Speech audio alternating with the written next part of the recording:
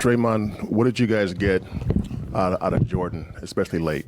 He was incredible. He was aggressive from the time he came in the game. I think he did a great job of picking and choosing his spots. And then also on the defensive end, he was incredible. I think, that's one of the next steps for JP and his growth is locking down on that side of the ball. And it's not that you have to be a lockdown defender either. But just give consistent effort on that end. And he's growing as a young guy in this league, and, he's starting to give more and more consistent effort. And, that called for him being great on both sides tonight. And he was one of the main reasons, one of the main guys carrying us to that win. Last question is, what did you guys want to do with Joel in that fourth quarter? Because it looked like you guys turned it up on defense. Yeah, what's up,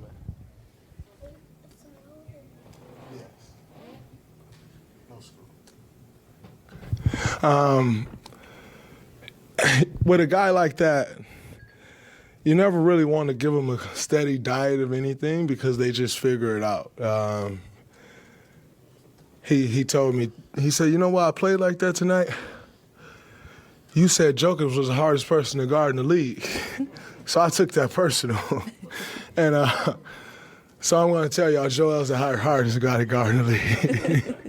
But, you just don't want to give a steady diet. And in that fourth quarter, we just tried to throw different looks at him. We fired a couple times. We sent double teams from the top of the screen. From the top of the floor. We sent double teams from the bottom of the floor.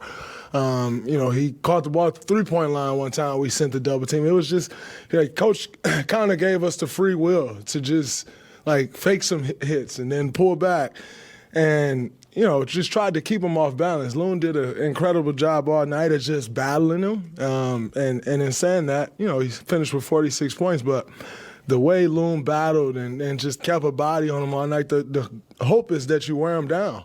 And, some of those shots that he was making throughout the game, you got during that fourth quarter, last 6 minutes of the game, he missed a few of them. And so just got to trust your defense and trust your process, and we did a good job of that. I was wondering if I can follow up on Jordan. Do you think that there's been a positive part of his game that's been underreported, or the opposite, where a part of his game that's a work in progress that's been overreported? I think when you have success, that's just what comes with the territory. In saying that, I think the attention that he draws and the pressure that he puts on the rim, not many people really talk about that. He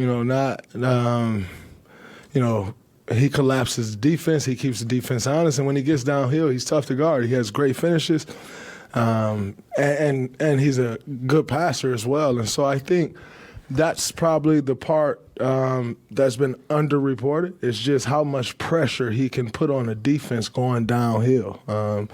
Not like I said, everyone will talk about his shot making and all of those things, but the pressure he puts on the rim, I think, is more important than the shot making. When he's putting that pressure on the rim, what do you think about how often he hits the deck? He's on the ground a lot. Does that scare you?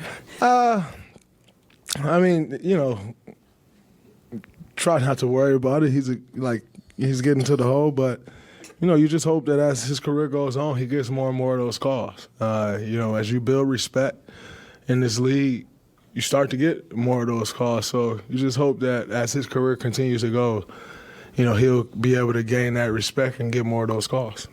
Is the most important thing for you standings-wise in the last, 7 games, 6 or above? Yeah, nobody want to be in the play-in. That game, that play-in is dangerous. So we'd much rather avoid that. You're starting to create a little separation there. I know there's still danger below, but are you starting to look up a little too after these last 3 No. Just try to win every game you play. I don't think it's necessarily oh, man, we can catch those guys. It's a log jam. And if you take care of your business and win the games you're supposed to win, maybe still 1 or 2 that you're not supposed to win, you put yourself in great position. And that's our goal. I don't think we're really watching the standings per se, oh, man, we can catch that team. We need to separate from this team. We just need to win games, and that's what we're trying to do. Dre, in last couple of games, it feels like Steph is like using his gravity, letting other people cook, and then there's a moment where he's like, all right, I'm gonna take over, and he's like, they're bringing a double and he's keeping the ball. Is that like choreographed? Is like, are you saying, hey, other guys are going, let's save Steph for the end, or is it just like him reading it? Like, what's happening there? I think it's him reading it. Ultimately knowing that, if he can get everyone else going, he can get himself going at any time.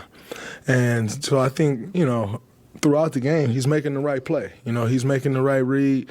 They help. He's kicking it to the open man, and it's been beautiful. And then down the stretch, I slipped, like the one where he went and hit the floater.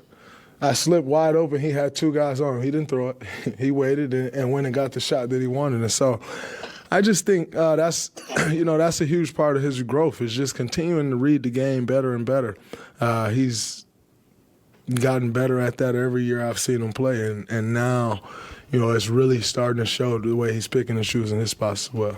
You're pretty famous for your March turn-ups, right? There's a part in the season where you're like, all right, let's go. It looks like that's happened. Did that happen, and at what point? Yeah, I feel good. It's that time of year that you got to turn everything up a notch. You got to focus in all areas more and do all that you can to put yourself in the best position to be successful, to put your team in the best position to be successful. I love this time of year. I think it's the time of year you want to start playing your best basketball. That's always been my focus, and I'm just trying to gear up for that so we can make a deep, hopefully, championship run. Draymond, you mentioned your conversation with Joel after the game with, and talking about Jokic. I guess, where do you fall on that MVP race, kind of between those two? And then, a lot of people say the center position is kind of dying in the NBA, but those two are two centers playing at a high level. Like, how just impressed are you with what they're able to do at that position? Those two are two of the better players in the NBA, so I don't really want to just classify them, oh, man, they're centers, and there's no one else like those two guys in this league. They are very, very special. Now, there are some other good centers, Bam, a good center, Loon, but there's no one like those two guys. As far as the MVP race goes, I think over the last couple of weeks, Joel has started to create some separation. And, he's done a good job of that. His team continues to win. Wasn't able to get a win tonight, but the team continues to win, and his play has gotten better and better. You look at, he had 3 turnovers tonight. That's been an area that he struggled with badly over the course of his career. He's starting to take that next step and not turning the ball over as much. And so I think you got to really reward his growth and acknowledge the growth, because I think that's a huge part of it. Early on, teams would send a double team, he'd turn it over often. That's not the case anymore. He's gotten more and more comfortable with that, and I think that's huge. Great. Thank you.